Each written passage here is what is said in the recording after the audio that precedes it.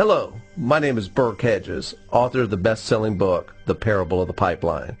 I open my book with a story about Pablo and Bruno, who take two very different paths in their quest for financial independence. What you're about to see is the delightful animated story of their adventure.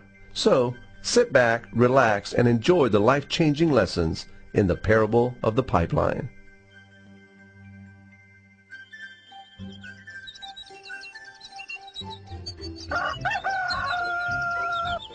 Far away, in a small village, near a beautiful valley, lived two friends, Pablo and Bruno.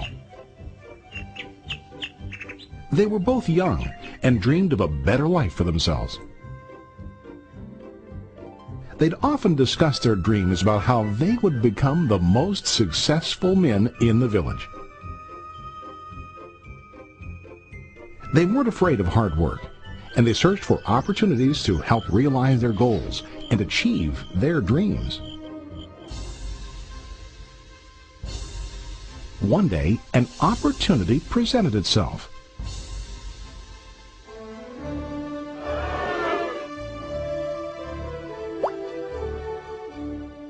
The mayor of the village decided to hire two people to bring water from a spring up on the mountain, across the valley, back down to the village.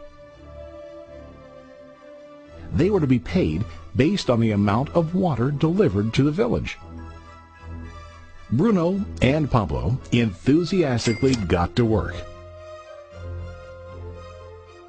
Every day, from morning till evening, they carried buckets to and from the spring. They worked hard, carrying water to the village. In the evening, they'd return home with their day's wages.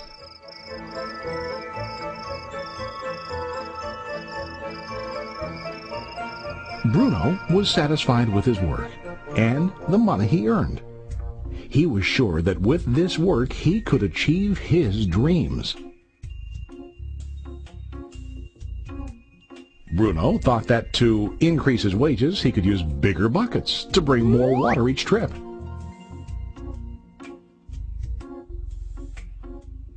He believed with a larger income he would soon be able to buy a cow and the house that he dreamed about.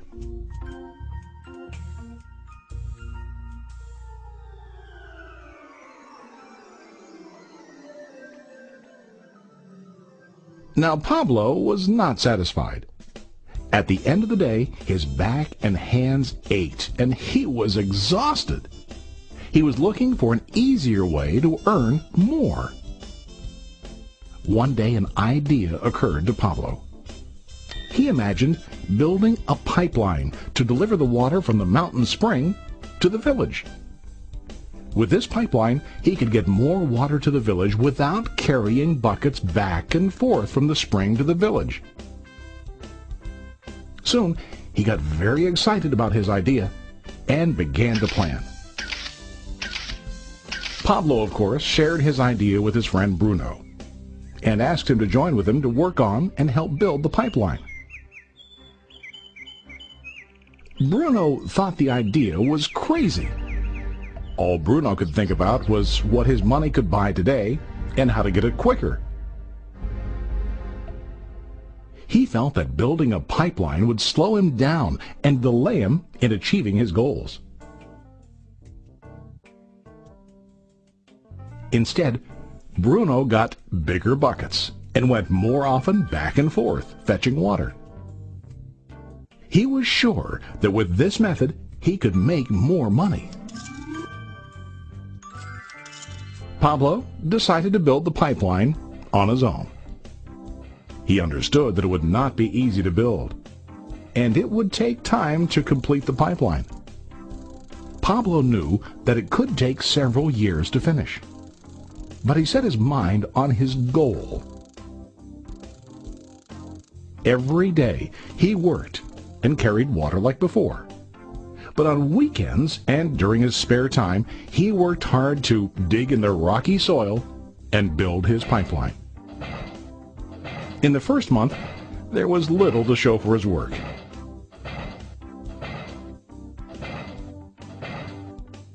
Bruno and the villagers laughed and teased him.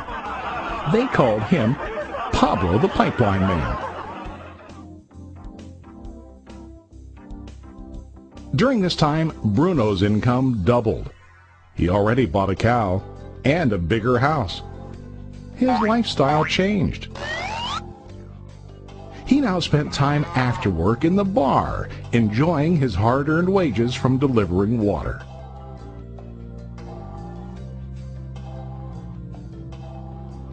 What Bruno didn't realize was that his body was starting to stoop from carrying the heavy buckets every day.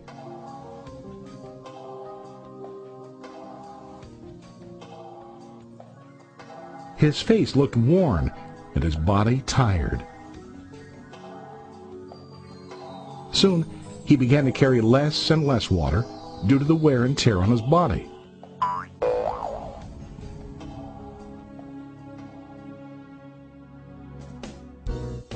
Month after month, Pablo worked.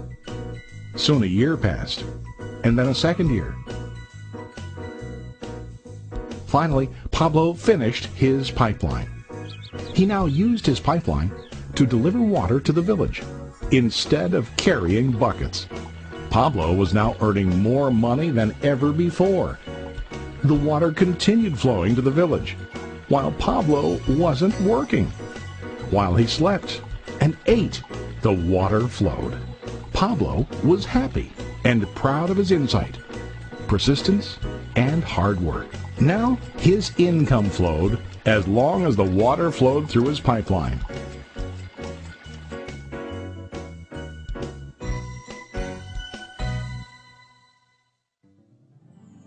The story of Bruno and Pablo is a reflection of life.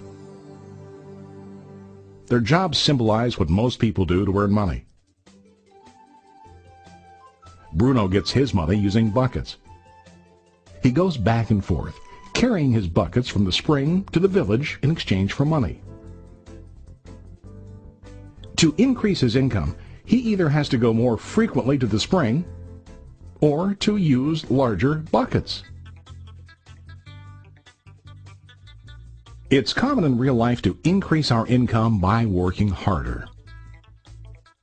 For example, working overtime or getting a second job.